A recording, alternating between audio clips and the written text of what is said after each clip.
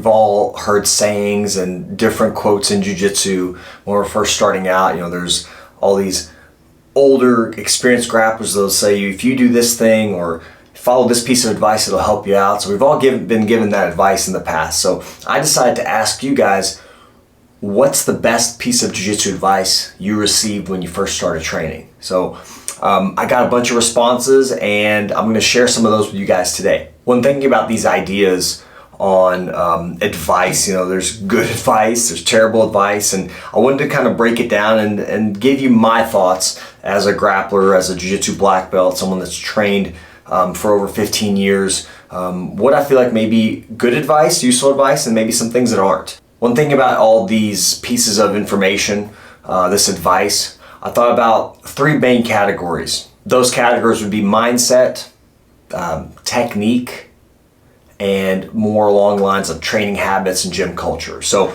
in this video, I'm going to share 10 pieces of advice on mindset and ideas on mindset for jiu-jitsu. So let's get into it. So the first piece of advice is make your opponent uncomfortable. Now, solid idea. I think that, if you are making your opponent uncomfortable, they may make mistakes. They may want to move in certain ways they shouldn't, or expose an arm or a leg or something that may give you a submission or the advantage. So I think it's a great idea. Again, there's various ways to do that to make your opponent uncomfortable, and that's going to lead to our second idea, and that is making your opponent carry your weight. Everybody's rolled with the 150-pound guy that feels like he's 250 pounds, or someone that's 200 pounds and feel like they're 300 pounds. So making your opponent carry your weight and weight distribution is a great way, especially for us older grapplers like myself, to kind of quote unquote cook your opponent, to make them kind of carry your weight, to wear them out and wear them down.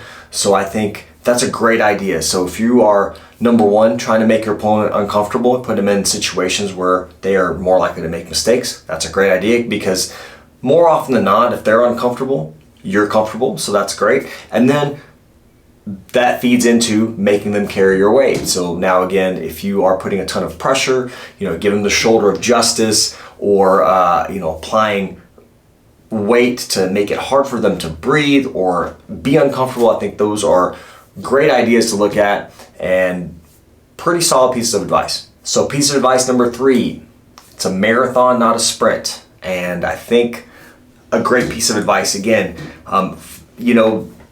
I share the idea of jiu-jitsu being very addicting. It is. It's very addicting because there's instant feedback. It's fun. You're learning a skill. You get to implement that skill and see if it works right away. Jiu-jitsu is super fun. The problem with jiu-jitsu being super fun is that people want to do it all the time, multiple times a day, every day, and they don't allow their bodies a chance to recover. So great piece of advice. You want to be there for the long haul. If you're somebody that just really loves to train, unless you have a goal in mind, like a tournament, you may need to ramp up the training. But if you're someone that's a little older, doing it as a hobby, think about the longevity of training and how to kind of squeeze the most out of your body for the longest amount of time. So I think even though wanting to train as much as possible is obviously, most people that get addicted to jiu-jitsu want to do that. Figuring out ways that you can kind of get the most out of your body and also be effective on the mats.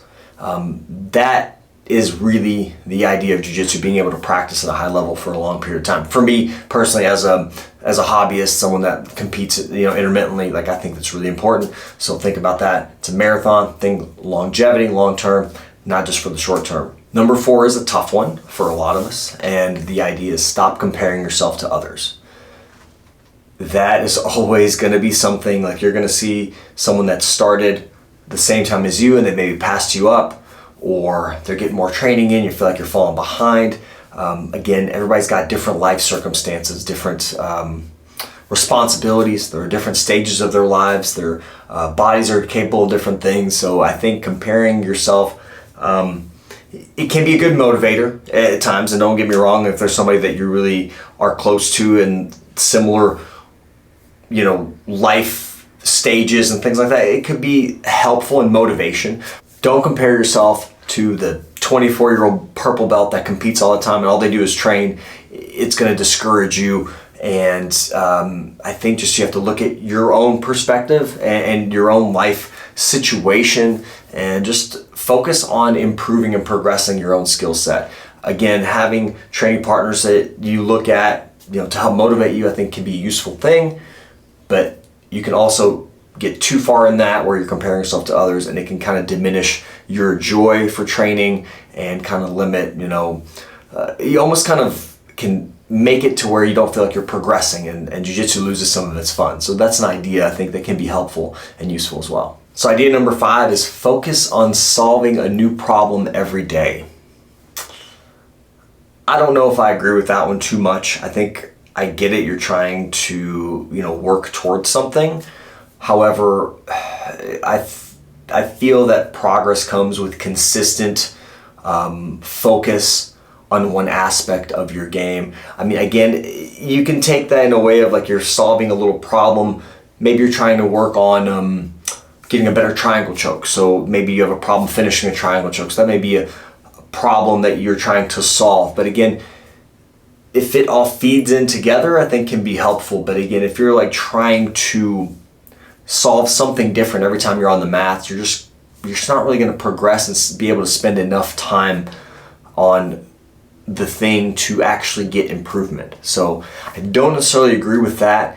Again, if you're focusing on like maybe a one movement, one technique, or a guard pass, you're trying to really dial in and get effective, I think, yeah, it could be a helpful idea, but you want to spend 6 weeks, 8 weeks, even 12 weeks on a position or a technique you're trying to improve or really implement into your game. So I think that be mindful of that piece of advice. Not necessarily the best piece of advice, but it depends on how you take it. So number 6 is ego will hurt your jiu-jitsu. I don't know if I agree with that. Actually, I don't. I think a better way to share that idea would be have a healthy ego. I think everyone has an ego, and you should have an ego when you're on the mats. Now, that ego is something that pushes you to improve, to be better, to challenge yourself.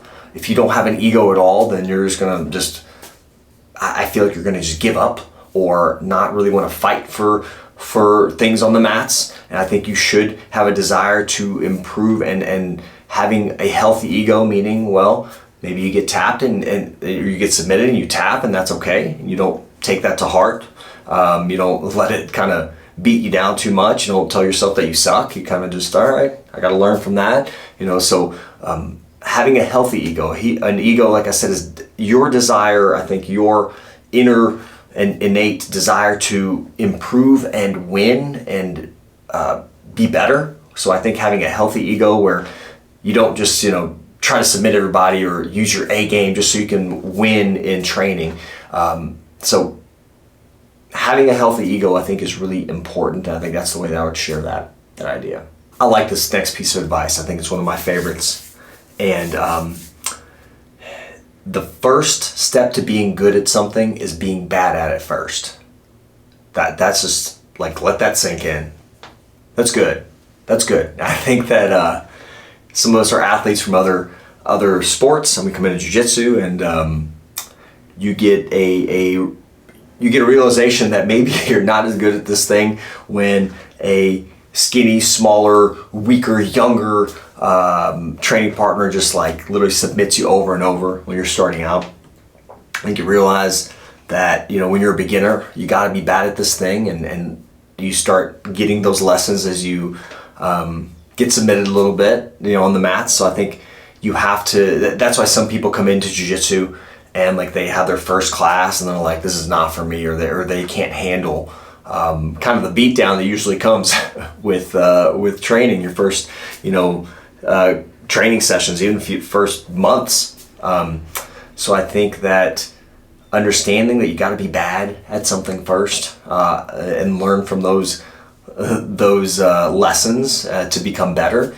And the other thing, this is a piece of advice I think is good for beginners and also practitioners that are trying to implement new wrinkles to their game, or they're trying to maybe add in leg locks or adding maybe takedowns, whatever it is. If you're a guard puller and trying to implement takedowns into your game. So I think you got to realize you're going to get taken down a lot first. And I think being okay with that and accepting you're probably going to be bad at this thing. If you're trying to add, you're an upper belt and you're trying to add new layers to your game, you might get submitted by less experienced, less skilled opponents or training partners. I think that's part of the process of getting better and getting good at something. So great piece of advice. I definitely think you got to accept and kind of realize I'm going to take my lumps, but they're not going to be there forever. I'm going to eventually get better.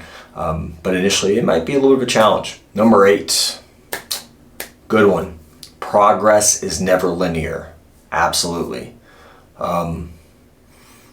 Injuries happen, life happens, changes in schedule, illness, work, all kinds of stuff. So you may feel like you're in a great groove with jiu-jitsu, you're progressing, getting better, you hit a slump, or life takes you off the mats for a little bit. Look at the big picture, look ahead at your goals and kind of what you want from jiu-jitsu, and understand that you're going to have ebbs and flows, and progress is not linear. You're going to get better. Sometimes you're going to stagnate. You're going to have to figure out what you need to work on in your game and retool some areas of your game. And so I think that's a great idea. Just knowing that, people always say it's the journey, the journey of jiu-jitsu. And the journey of jiu-jitsu is windy and goes up and down and has hills and all kinds of stuff and challenges and obstacles in the way. So I think just understanding, if you want to get good at this thing, consistency is important, and progress isn't always going to be, you're not always going to get better. And the idea of kind of drops in the bucket, I think that's also a good thing to think about. Drops in the bucket, even if you have a bad day on the mats or a tough day in training, I think that's still beneficial. Getting through a tough day in training is also beneficial. Progress isn't linear, and great idea. Number 9 is create a game that you can grow with. Pretty solid piece of advice. I think it's hard to implement as a beginner, because when you're a beginner, you don't really have a game. You're just trying to survive. But again, when you're getting up blue belt, you start to develop some techniques, and then purple belt, you really start to solidify and start to kind of have some techniques that are pretty effective. And so I think that you're building a game that maybe feeds into the positions, techniques that you're good at. It can branch off of those techniques or positions and also feed back into those. A game you can grow with sustainability as well. As you get older, maybe you can't go at a crazy pace. Maybe you start to build a game that's more of a pressure passing game, if that's something that you like to do. So having a game plan you can grow with, solid idea. It's something you'll kind of start to think about as you get more experienced in jiu-jitsu. Not the best advice as a beginner, because you don't really have a game so much, but as you get blue, purple, and start to kind of add layers and things like that, adding things to your game and using techniques that maybe aren't going to beat your body up too much. And there's various techniques, but if you're dealing with a certain injury, you're dealing with a hip injury or knee injury, you may play a certain style of jiu-jitsu that that you can play when you get older, and that might protect your joints. So think of it that way too, not just from a technique effectiveness, but also keeping your body together. And sometimes very high impact, very fast, explosive techniques, or those type of things that, you can do that when you're younger, but when you get older, your body may not be as resilient. So think about it that way. Maybe you transition more to a pressure type passing game, or a slower game, if that's something you feel like you need. Again, just some ideas to think about, but definitely easier for those more experienced grapplers. Number 10, and the last piece of advice from mindset and philosophy, it's not who's first, it's who's left. Yeah, that is, I don't know what the statistics are on jiu-jitsu, but I think maybe they say 1% of practitioners make it to black belt. So, you want to train in a way that's sustainable to your body. You don't want to burn out. Again, finding the right mix of training frequency, adding in different things like weightlifting and recovery type exercises like yoga and joint mobility. Those things can be helpful as well. Again, modifying, your intensity of training, a lot of different ways to do that, but you want to build longevity into your game. And we talked earlier in the video about, the addictiveness in jiu-jitsu and how you just want to some people get into it and they get so addicted and want to train all the time. Think about adding other things into your jiu-jitsu besides just training for longevity. Study instructionals, drill, have high intensity days, have lower intensity days, have recovery days, strength train, eat well, those type of things. So those are 10 pieces of advice for mindset. I'm sure there's a bunch that I didn't mention. If there's some good ones that you feel like are helpful, or a great piece of advice regarding mindset for grapplers that you got when you were starting out or along the way, shoot them down there in the comments. And again, guys, next video we're going to talk about technique and training tips. So best advice you've gotten for that. Stick around for that one. If you have any questions, shoot me a comment down there below. Talk to you all next time.